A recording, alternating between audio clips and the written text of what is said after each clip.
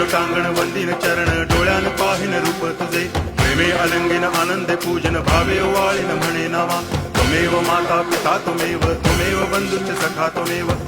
विद्या द्रवणं त्वमेव सर्वं मम देव कायेन वाचा मनसेन्द्रियैर्वा बुद्ध्यात्मना वा प्रकृति स्वभावात् करोमि यद्यत् सकलं परस्मै नारायणायति समर्पयामि अच्युतं केशवं रामनारायणं कृष्णदामोदरं वासुदेवं हरि गिरिधरं माधवं गोपिकावल्लभं जानकीनायकं रामचन्द्रं भजे।